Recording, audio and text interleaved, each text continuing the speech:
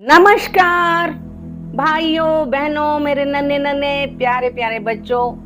आज हम देखेंगे कि भाइयों का रिश्ता कैसा होना चाहिए। रामायण हमें ये सिखाती है भाई भाई में कितना त्याग प्रेम हो।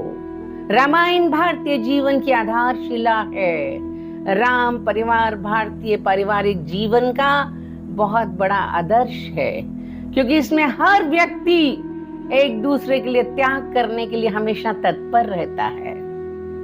आज के युग में जब परिवार एक दूसरे से दूर होते जा रहे हैं, भौतिक दूरियों के साथ साथ मन की दूरियां बढ़ रही हैं। भाई भाई जमीन जायदाद के लिए एक दूसरे के खून के प्यासे हैं, कोर्ट कचहरी में चक्कर लगाते हैं। ऐसे में भाइयों के बीच प्रेम, समर्पण और त्याग की भावना किस तरह से होनी चाहिए, ये हमें रामायण सिखाती है। रामायण की तुलना कामधेनु गाय से की जाती है, और उस राम कथा का दूध भगवान राम है। रामायण रूपी गाय का दूध राम है, तो शक्कर कौन है? वो है लक्ष्मण। दूध के साथ केसर डाल दें तो उसकी कीमत और बढ़ जाती है, और वो केसर है हमारे भरत भाई। आपको उनके बचपन का एक प्रसंग सुनाती हूँ। जब ये लोग खेलते थे तो लक्ष्मण राम के तरफ उनके पीछे होते थे। सामने वाले पाले में भरत और शत्रुघ्न थे। अब लक्ष्मण हमेशा भरत को बोलते कि राम भैया मुझे बहुत प्यार करते हैं, इसीलिए अपने साथ मुझे रखते हैं। तब भरत जी कहते नहीं, मुझे प्यार करते हैं, मुझे हमेशा सामने रखते हैं, ताकि उनकी नजरें मेरे ऊपर रहें। फिर जब गेंद को राम की तरफ उछालते, राम जानबूझकर उसे छोड़ देते और हार जाते। सभी पूछते, राम जी आप तो हार गए, फिर इतने खुश क्यों हो? राम बोलते, मेरा भरत जीत गया। लोग भरत के पास जाते तो भरत की आंखों से आंसू टपक रहे होते। लोग पूछते, भरत जी आप तो जीत गए हैं, रो क्यों रहे हैं? भरत बोलते, देखिए मेरी कैसी विडंबना है, जब भी मैं प्रभु के सामने खेलता हूँ मैं जीत जाता हूँ। मैं उनसे जीतना नहीं चाहता, मैं चाहता हूँ मैं हार जाऊं और मेरे राम जीत जाएं। इसीलिए कहते हैं भक्त का कल्याण भगवान को अपना सब कुछ हारने में है। सब कुछ समर्पण करके ही हम भगवान को पा सकते हैं। एक भाई दूसरे भाई को जिताकर खुश है, और दूसरा भाई अपनी भाई की जीत पर खुश है। इसलिए कहते हैं खुशी लेने में नहीं बल्कि देने में है। जिस घर में ऐसे भाई हो, भाई एक दूसरे का हक नहीं छीने, वहीं राम का वास है। रामायण में एक जगह लिखा है संसार में सब कुछ मिल सकता है, सहोदर भाई नहीं मिलता। लक्ष्मण को देखें तो वे एक आदर्श अनुज हैं। राम को पिता ने वनवास दिया, लक्ष्मण ने तो 14 वर्ष का वनवास ले लिया। अपने बाल्यकाल से ही राम की परछाई बनकर रहते थे। कहते हैं कि जब चारों भाई पैदा हुए, सभी भाई राम, भरत, शत्रुघ्न तो चुप हो गए, लेकिन लक्ष्मण रोते रहे। उन्हें राम के पास सुलाया गया तो वे चुप हुए। वनवास के दौरान राम के साथ तो उनकी पत्नी भी थी, लेकिन लक्ष्मण ने अपनी पत्नी को माताओं की देखभाल के लिए यहाँ छोड़ दिया और खुद राम की सेवा में लग गए। लक्ष्मण जी स्वयंवर में अपने बड़े भाई पर परशुराम के क्रोध को स्वयं में समाहित कर देते हैं, और वाद विवाद में परशुराम के क्रोध और घमंड को चकनाचूर कर देते हैं। जिसमें लक्ष्मण जी का तर्क था, शिव धनुष के लिए अगर परशुराम प्रहार करेंगे तो श्री राम की रक्षा के लिए लक्ष्मण भी प्रहार करेंगे। दुर्वासा मुनि के आगमन पर श्री राम ने वचन बंधन के कारण लक्ष्मण को मृत्यु दंड देने की बजाय उनका त्याग कर दिया।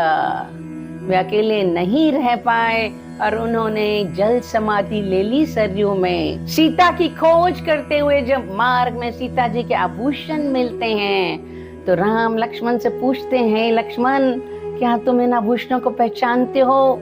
लक्ष्मण ने उत्तर दिया, मैं तो बाहों के बनने वाले क्यूर नहीं पहचानता भैया, कानों के कुंडल को भी नहीं पहचानता, मैं तो सिर्फ सीता जी के चरण स्पर्श करता था, इसलिए पैरों की पैजेब ही पहचानता हूँ। देखिए कितना है संबंधों में मर्यादा। आज यदि ऐसी मर्यादा रहती है तो घर स्वर्ग बन जाते हैं। हमारे देश में त्याग और बलिदान के ऐसे किस्से हैं जो हजारों सालों तक धरती में इंसानियत की मिसाल रहेंगे। जब भी दुनिया में भाइयों के प्रेम की कोई कहानी सामने आती है तो राम और भरत की कहानी याद कराती है, भाई भाई का प्रेम। रामचरितमानस की कथा युवाओं को सही संदेश देती है कि जीवन को आनंददायक बनाना है तो सत्य, प्रेम और करुणा का भाव मन में होना चाहिए। भरत जी का पूर्ण जीवन श्री राम जी को समर्पित था। दशरथ जी के अंतिम संस्कार के बाद ऋषि वशिष्ठ माताओं ने समझाया, तुम राज्य अभिषेक करवा लो। तब भरत जी ने कहा, ये राज्य और मैं स्वयं मेरे प्रभु श्री राम के हैं, मेरा इस पर कोई अधिकार नहीं है। मैं स्वयं रघुनाथ जी से मिलकर उनसे विनती करूंगा, हे नाथ आप अयोध्या लौट चलिए और अपना राज्य स्वीकार कर हम सभी को आनंदित कीजिए। मैं ये सारा शासन उन्हीं को भेंट कर दूंगा। मैं ये चाहता हूँ कि उनका राज्याभिषेक हो, फिर भी वे नहीं मानेंगे तो मैं भी लक्ष्मण की भांति वही वन में रहकर उनकी सेवा करूंगा। भरत के ऐसे प्रेम पूर्वक वचन सुनकर सभी सभासदों की आंखों में आंसू आ गए। भरत तीनों माताओं, गुरु वशिष्ठ और सैन्य दल बल सहित श्री राम जी को लौट लाने के लिए वन में चले जाते हैं। रास्ते में उन्हें निषाद राज मिलते हैं, जिन्हें शंका उठती है कि क्या कारण है, क्या भरत की कोई वासना शेष रह गई है। तब भरत जी बोले, श्री राम मेरे बड़े भाई ही नहीं अपितु पिता समान है, मैं उनका दास हूँ, मैं अयोध्या में उनको लौटाने के लिए मनाने जा रहा हूँ। भरत ऐसे प्रेम युक्त करुणा वाक्यों को सुनकर निषाद राज बोले, आप धन्य हैं भरत जी, जो बिना किसी प्रयास के मिले हुए राज्य को त्याग देना चाहते हो। आपके समान इस भूमंडल पर कोई भाई नहीं हो सकता, वरना राज्य धन संपदा के लिए तो भाई भाई को मारते हैं। छल कपट जमीन जायदाद के लिए खून के प्यासे भाई को देखा है, लेकिन भाई के लिए भाई का ऐसा त्याग जगत में एक उदाहरण प्रस्तुत करेगा।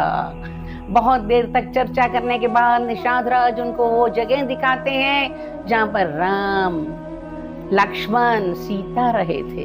मन की उस कुशा को देखकर भरत रोने लगते हैं। धिक्कार है मुझ जैसे भाई पर, जिसके कारण सब लोगों को सुख देने वाले श्री रघुनाथ जी को राज्य छोड़कर ऐसी जगह पर रहना पड़ा। प्रातःकाल होते ही भरत जी सेना सहित आगे चित्रकूट के निकट पहुंचते हैं। सीता जी और लखन दूर से उड़ती हुई धूल देखकर हैरान होते हैं। लखन लाल पेड़ पर चढ़कर देखते हैं कि भरत सैन्य दल के साथ आ रहा है। लक्ष्मण को बहुत क्रोध आता है, बाण उठा लेता है, लेकिन राम जी बहुत प्रेम से कहते हैं, हे लक्ष्मण थोड़ा विचार करके बोलो, भरत मुझे अत्यंत प्रिय है। हनुमान चालीसा में आता है, रघुपति कीनी बहुत बढ़ाई, तुम मम प्रिय भरत संभाई। हनुमान जी को भी प्रेम से वो भरत जैसा भाई कहते हैं। जैसे ही दर्शन हुए उन्हें राम के, उनके अर्धमृत शरीर में जैसे प्राण आ गए। ऐसा लगता था दौड़ दौड़ कर जैसे बछड़ा अपनी माँ से मिलने के लिए दौड़ पड़ता है। राम को देखकर अश्रुधारा बहने लगी। तब भरत जी ने गुरुजनों, प्रजा, मंत्रियों के साथ राम जी को अयोध्या लौटने के लिए कहा। तब राम ने उन्हें शास्त्रों की सब बातें समझाते हुए बताया कि पिता की आज्ञा के पालन का महत्व क्या है। तब वो कहते हैं, भरत तुम राज्य ग्रहण करो। लेकिन भरत को संतोष नहीं होता। उन्होंने कहा, भगवान आपकी बराबरी कौन कर सकता है। आपके लिए सुख दुख, मान अपमान, निंदा स्तुति सब समान है। लेकिन मेरे में ऐसा ज्ञान नहीं है कि संकट पड़ने पर भी मैं विषाद नहीं करूं। आप मेरी माता का कलंक धो दीजिए, पिता को निंदा से बचा लीजिए, आप लौट चलिए। किंतु राम ने फिर से न्याय और धर्म से युक्त वचन कहकर भरत को समझाया, किंतु भरत जी नहीं मानने वाले थे कि मैं यहीं पर आपके सामने भूखा प्यासा बैठा रहूंगा। तब श्री राम ने कहा, भाई तुम्हारा ऐसा करना धर्म के विरुद्ध है। जब 14 वर्ष बीत जाएंगे मैं ही इस पृथ्वी पर राजा बनूंगा। तब महर्षियों ने, सब ने भरत को बहुत समझाया, पर भरत जी कहते हैं मैं किसी भी प्रकार राज्य संभालने के लायक नहीं हूँ आर्य। ये 2 स्वर्ण भूषित पादुकाएं हैं, आप इन पर अपने चरण रखकर अनुग्रहित कीजिए। यही पादुकाएं संपूर्ण जगत के योगक्षेम का निर्वाह करेंगी। और जैसे 14 वर्ष पूर्ण होंगे आप हमें दर्शन दे दीजिएगा। एक भी दिन विलंब हुआ तो मैं अग्नि में प्रवेश कर जाऊंगा। आज के युग में भाई भाई को लड़ते देखा जाता है हिस्सा पाने के लिए, जमीन जायदाद हड़पने के लिए, किंतु ये मिली हुई संपत्ति भाई को भाई लौटाने के लिए ये संवाद करते हैं। भरत का त्याग इतना ही नहीं है, चरण पादुकाओं को श्री राम जी के स्थान पर स्थापित करके उनकी सेवा करना, राज्य का कार्यभार संभालना, यही नहीं खुद बलकल वस्त्र धारण किए जमीन पर सोते थे। भरत जी के जीवन में जितना त्याग है उतना त्याग तो शायद राम जी को भी नहीं करना पड़ा। यहाँ एक कहानी सुनाती हूँ, एक से एक बढ़कर थे भाई। जब भगवान राम पिता की आज्ञा से वनवास चले जाते हैं, भरत अयोध्या के बाहर नंदी ग्राम में कुटिया बनाकर तपस्वी भेष में रहते हैं। वही अयोध्या का राजकाज संभालते हैं शत्रुघ्न प्यारे। लेकिन अयोध्या का राजकार्य को देखने और उसे ठीक से चलाने की सारी जिम्मेवारी किसकी है? शत्रुघ्न की।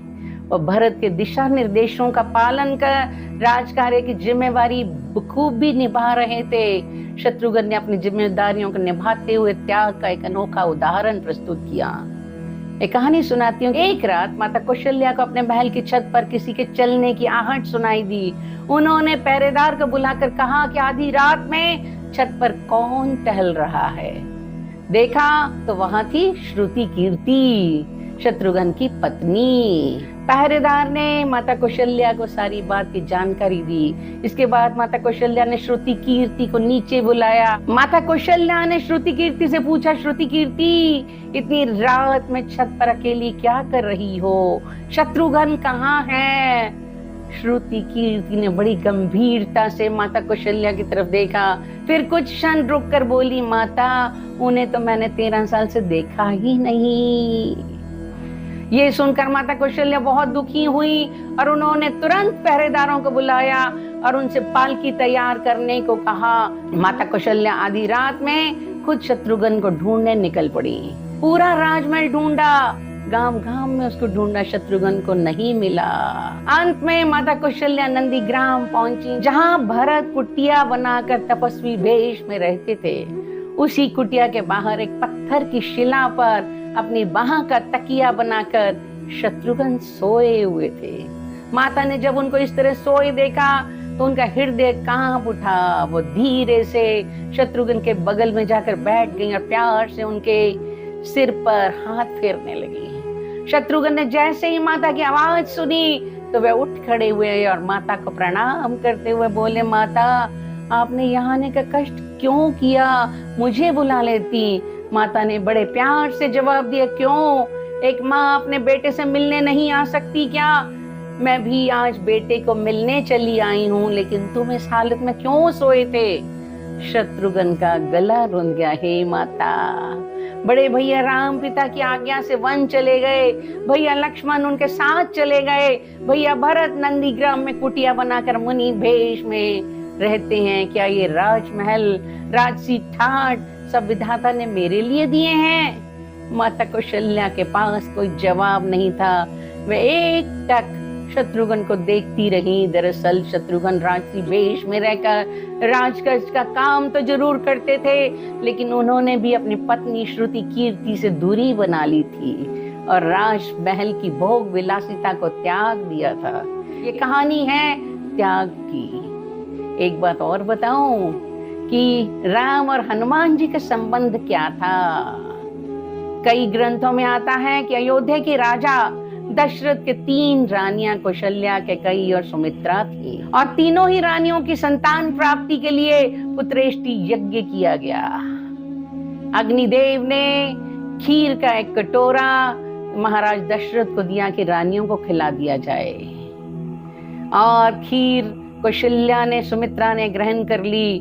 कि कई नाराज हो गई कि मुझे सबसे बाद में क्यों दी गई। उसी समय शिव जी की माया से एक चील वहां आती है। चील कैकेयी के हाथ से खीर लेकर वहां से उड़ गई और अंजन पर्वत पर अंजनी के पास पहुंच गई। तपस्या में लीन अंजनी देवी ने खीर को भगवान का प्रसाद मानकर ग्रहण कर लिया। इसीलिए हनुमान जी जो भाई भी हैं, सेवक भी हैं, अपनी सेवा से भगवान को प्रसन्न किया। रावण महाज्ञानी महापंडित था, फिर भी राम से हार गए, क्योंकि उनके पास ज्ञान, शक्ति, धन, संपदा, अस्त्र शस्त्र सब कुछ थे। लेकिन उन्होंने कहा उनके पास लक्ष्मण, भरत, शत्रुघ्न जैसे भाई नहीं थे। बाली सुग्रीव को देखें तो बाली ने सुग्रीव की पत्नी को हर लिया, उसका राज्य हड़प लिया, और उसका अंत क्या हुआ? वो मारा गया। आज रामायण सिखाती है परिवार में यदि भाइयों का प्रेम सुदृढ़ है तो कोई भी दुख किसी को तकलीफ नहीं दे सकता।